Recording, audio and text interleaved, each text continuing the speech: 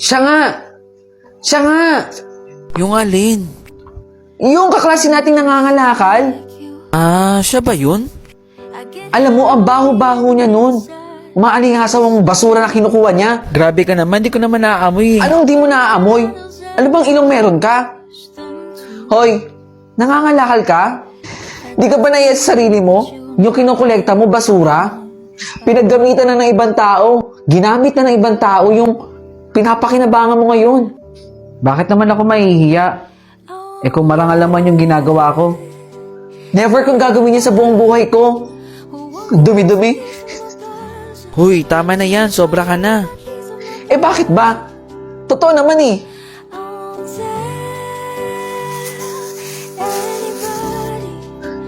Hoy! Nangongolekta ka na naman ng mga plastic cup, kung ano ng mga basura. Ito, gusto mo to? Yung iniinom ko? Sandali. Oh. Yan ang gusto mo, di ba? Sayo na yan. Teka, tama lang yan na mapaliguan ka. Ang bango mo kasi. Ang dumi-dumi mo tignan. Nakakaya, naging classmate pa kita. Diyan ka na muna. Carlos. Present po. De La Cruz. Ma'am, absent po si De La Cruz. Absent na naman si De La Cruz. Baka nangangalakal pa. Good morning, ma'am. Ako po yung pinsan ni De La Cruz. Good morning po. Nasa ospital po kasi yung nanay niya. Wala pong magbabantay kundi si De La Cruz lang po. Inaalagaan yung nanay niyang may sakit. Nay? Nay? Anak? Bumili ako ng prutas. Para sa'yo. Naku, nag-abala ka pa. Bakit basang-basa ka? Hindi, Nay. Huwag mo na po pansinin. Tumakbo po kasi ako ng mabilis. Kaya po pinagpawisan ako. Nak, pasensya ka na ha. Lalaban ako. Kakayanin ko to, anak. Magpagaling ka, Nay, ha. Gagawin ko po ang lahat. Para po sa inyo. Sa inyo po, order nga ng sisig rice, pasama na ng iced tea. Ito yung bayad ko. Teka, De La Cruz, tama di ba? Di ako pwede magkamali. Ikaw yung kaklase ko na laging nasa top. Ikaw yung kaklase ko na laging pinagtatanggol ng teacher natin. At higit sa lahat, ikaw yung kaklase naming sip-sip. Natatanda mo na ba ako? Paano hindi kita makakalimutan? Ikaw si De Guzman, yung kaklase ko. Tama! Ako si De Guzman. Teka, dito ka nagtatrabaho? Eh bakit? Di ba marami kang achievement nung nag-aaral pa tayo? Parang hindi naman ata okay yun. Ano nangyari? Tahimik ka dyan. Hindi mo man lang ba tatanungin kung ano trabaho ko? Bakit? Ano bang trabaho mo? Sa finance department lang naman ako nagtatrabaho sa isang malaking kumpanya dito. Ang liit lang talaga ng mundo, no? Dito pa kita makikita. 150. Oh, eto. Sa'yo na yung sukli. Hindi pwedeng hindi namin ibabalik yung sukli sa customer. Hindi! Sa'yo na yan. Kailangan mo yan. De Guzman, sir. Kailangan... Sir, wala pa yung sabaw? Kahit sabaw lang. Ang tagal kasi ng order ko eh. Ay, sige sir, kukuha lang ko po kayo ng sabaw. Saglit lang po ah. Ilang minuto pa ba? Sobrang mabilis lang sir, wait lang po. Nasaan ba yung manager ninyo dito? Kanina pa ako nag-aantay dito eh. Pakitawag nga please. Pasensya na talaga sir, tawagin na lang po namin. Ano po nangyayari dito? Sir De Guzman? Pagsabihan mo naman yung mga tao mo. Manager ka pala dito eh. Hindi po ako yung manager. Pero ako po yung may-ari ng kinakainan nyo po ngayon dito. O sige po, kukuha na po namin kayo. Pasensya na po ha. Masyado kasing maraming kumakain po eh. Ibabalik ko yung binayad mo kanina. Libre na lang po yung sisig rice. Pasensya na po ulit, Sir De Guzman. De La Cruz, bakit dala mo na naman yung gamit ni ma'am? Sip-sip ka talaga eh, no? Kaya ka lagi nakakasabit sa top eh. Sip-sip! Megamind! Sip-sip! Laki ng ulo mo! Morning po. Morning, sir.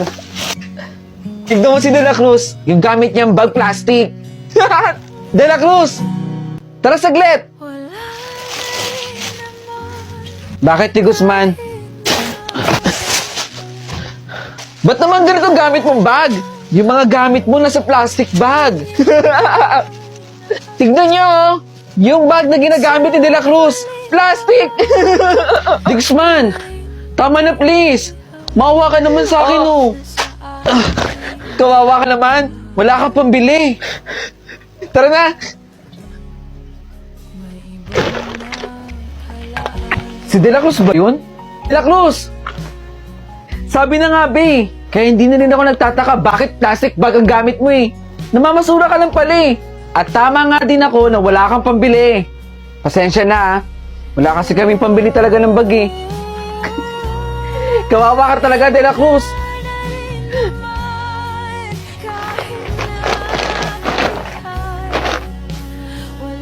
Ayun si De La Cruz, oh.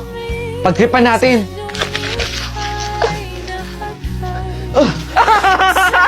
Sino po yun ang mato? Ano bang ingay niyo nasa likod dyan? Uy! Ba't man naman binuto si De La Cruz?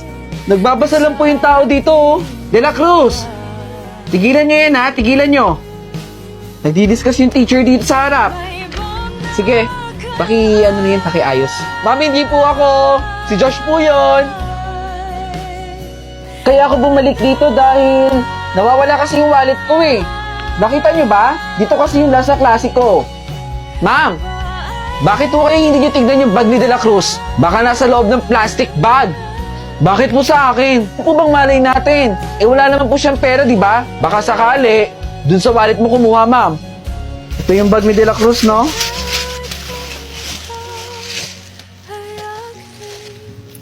De La Cruz, paano napunta yung wallet ko sa bag mo? O, di ba? Ano ba sabi ko sa inyo? Si De La Cruz po yun. Hindi po ako magnanakaw, ma'am, at hindi ko po magagawa sa inyo yun. Ayun yung bag ni ma'am.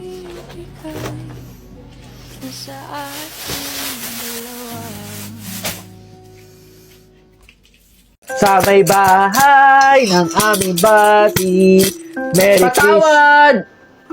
Hindi pa nga natatapos yung kanta, patawad agad. Napakakuripot talaga ng mga tao dito sa bahay na to eh, no? Wala pa nga December, nangangaroling na. Dadaan pa nga ang araw ng patay eh. Bukas, pupuntahan ko ulit tong bahay na to. Hindi ko titigilan to. Ma, labas na dyan oh. Ito na yung pagkain ninyo. Kuripot!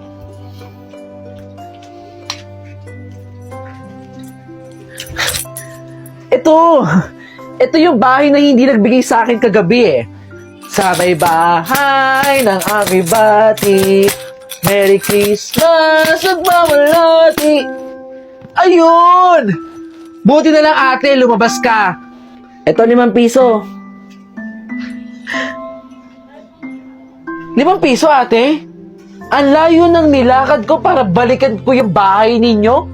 Tapos 5 piso lang. Pwede na yan. Wow! Tsaka aga-aga pa nangangaroling ka. Salamat ate ha. Salamat sa 5 piso. Malaking bagay na sa akin to ate. Makakabili na ako ng 3 piraso ng pandesal bukas. Salamat po ha. Bukas ulit. Kahit hindi ka na bumalik. Bye-bye ate. Gima, papunta na po dyan. Uy ate, tama-tama, lumabas ka. Mangangaroling ulit ako sa'yo. Sa may bahay ng aming bati. Teka nga lang bata, taga saan ka ba? Ang totoo po niyan galing po ako dun sa tinuturing kong pamilya doon sa malayo. Pero dahil sinasaktan po nila ako, umalis po ako.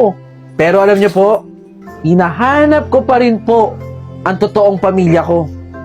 Bye-bye ate!